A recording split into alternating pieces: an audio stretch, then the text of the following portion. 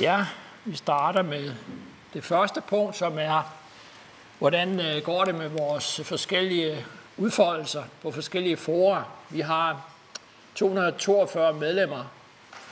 Det er lidt mindre, end vi havde sidste år ved samme tid, men det skyldes faktisk, at vi har fået en meget dygtig medlemsadministrator, Johan Blomsterberg, som har ligesom ryddet op i noget af det gamle, der havde sat sig. Så det er en medlemstal her. Det er et udtryk for dem, der rent faktisk har betalt kontingent og sådan nogle ting. Ikke? Ja, så det er godt nok. Så på klimarealisme har vi fået Google Analytics i gang igen, og vi har ca. 30.000 besøg om måneden.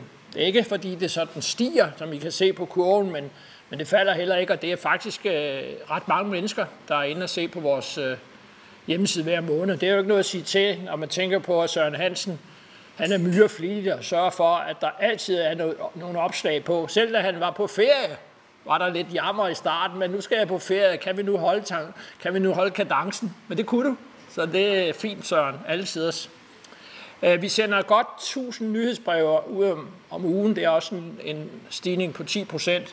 Facebook har vi en lille stigning, ikke så meget som vi gerne vil have, men vi har nok en fornemmelse af, at der kommer en hel del ind og kigger på vores side, men så finder de ud af, at vi ikke er klimabenægtere, og vi heller ikke er klimaalarmister. Og så er vi jo sådan nogle nuancerede folk i midten, og det er jo ikke så sjovt at skabe sig over som andre ting. På LinkedIn er der en pæn fremgang, og det er der faktisk også på Twitter. Det er ikke særlig mange mennesker endnu, men det er næsten 50% til en fordobling. Så jeg vil gerne anbefale jer alle sammen også at prøve, at vi kan komme ind på de medier der. Ikke?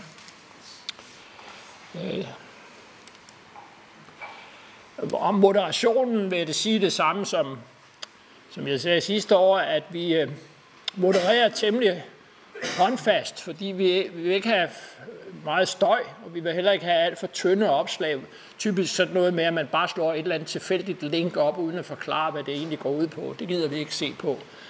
Og vi vil som sagt heller ikke bruge tid på at diskutere med benægtere i gåseøjne, altså folk, der ikke mener, at CO2 er en drivhusgas. Ikke fordi, det kan det som godt være, at de har ret, det er bare ikke inden for det rum, vi vil bruge tid på at diskutere.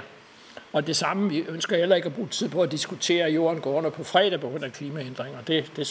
Det har den i hvert fald ikke gjort de 4 år, vi har eksisteret, så det tager nok lidt tid endnu.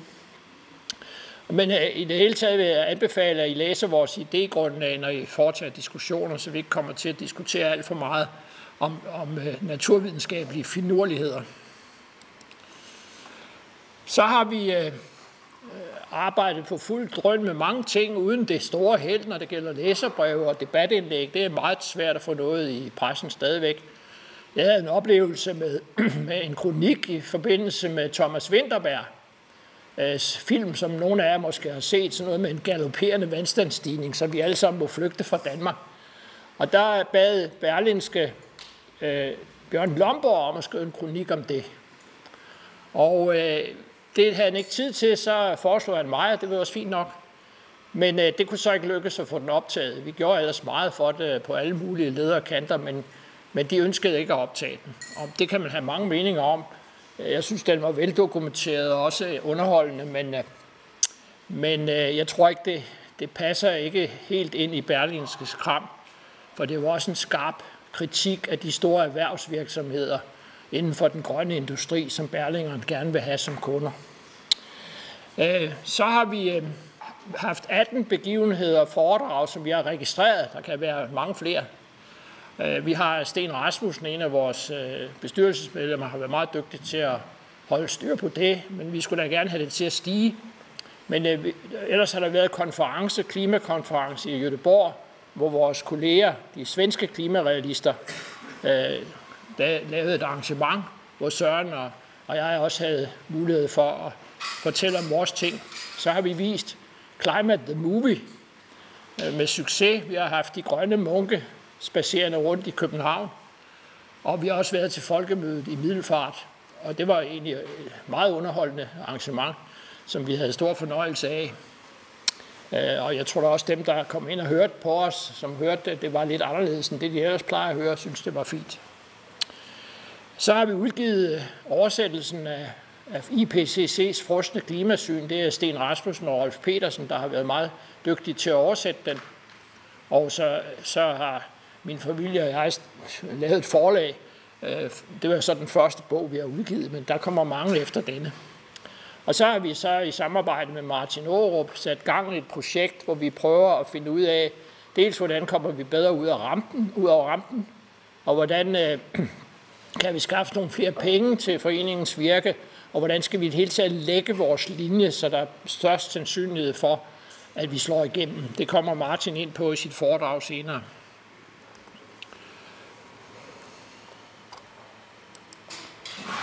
Så skal vi jo tale lidt om, hvad vi så har i gang i. Vi har i gang en oversættelse af Xavier Wieners bog, Solving the Climate Puzzle. Hej Søren, velkommen. Og så har Søren Hansen gang i en ny bog, som skal hedde Fakta om den grønne omstilling. Jeg synes nu, den skal hedde Fup og Fakta om den grønne omstilling, men det kan vi jo diskutere. For der er nok mere fugt, ikke hos dig, men i mange kredse er der nok lidt mere fup, end der er fakta. Så skal vi have afsluttet Martins projekt om, hvordan vi bliver mere slagkraftige. Vi skal igen prøve at se, om vi kan få Folketingets klima- og energiforsyningsudvalg i tale, og i hele taget også have nogle bilaterale møder med folketingspolitikere. Det er helt klart min fornemmelse, at der er større lydhed her for vores synspunkter nu, end der har været længe. Og så, som nogle af jer har set min lille video i dag, så synes jeg, at vi skal klage til Danmarks Radio, fordi det er ulideligt, hvordan de misligholder deres alsidiges forpligtelse. Der står højt og klart og tydeligt, som Jens Robdrup blandt andet har skrevet og sagt, at det skal være alsidige, men det er de ikke. Det er bare en bande af aktivister, der er forklædt som forskere og vindmøllelobbyister, der får fri taletid i Danmarks Radio. Det skal vi have gjort noget ved. Og så skal vi gerne holde mange flere foredrag. Jeg har selv en del succes med at holde foredrag for min egen aldersklasse i Hemingway-klubber og lignende. Og det er faktisk aldeles udmærket, så hvis der er nogen af jer, der kender sådan nogle klubber, så sig til dem, at vi har en masse udmærkede foredragsholdere, som gerne kommer rundt omkring i landet. Og det, jeg lægger mærke til, det er, at de fleste af de mennesker er ganske enige med os, men de siger til mig, at vi har i lang tid vidst, at der var noget skrub galt. Det her med, at jorden går under på fredag, og at vi kan løse det hele nemt og billigt med vind og sol. Det passer jo ikke. Men vi mangler nogle håndfaste argumenter. Og det er faktisk det, vi klimarealister kan give dem. Og det gør vi så. Er der morgenluft for os? Det har vi jo troet og håbet i flere år og sådan noget. Så lad os nu se det først.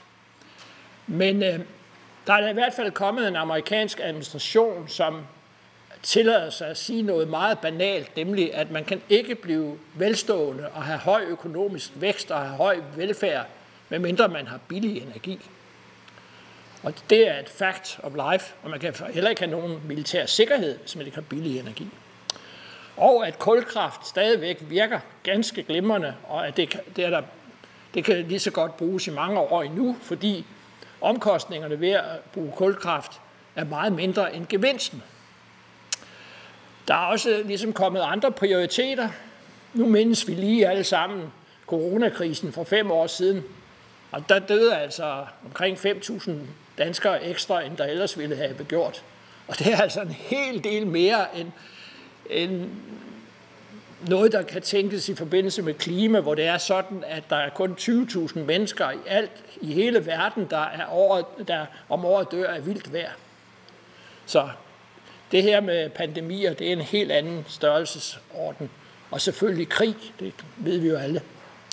Det er klart, at den grønne omstilling, som vi har viklet os ind i Europa, hvor vi har brugt tusindvis af milliarder af euro på at omstille til ingen verdens nytte, har jo også svækket vores sikkerhed, fordi de penge kunne vi jo have brugt på militær sikkerhed. Og så hører vi jo konstant på det der nonsens med, at vind og sol er billigt. Men det er det ikke. De lande, der har mest vind og sol, det er også dem, der har de højeste energipriser. Og det er jo ikke så mærkeligt, som Søren har skrevet og talt om masser af gange. Hvis man laver en vindmølle, så skal man have fuldstændig bakke op. og det bliver dyrt. Så vi håber, at luften siver ud af ballonen. Måske. Ja, men det var egentlig ordene fra mig.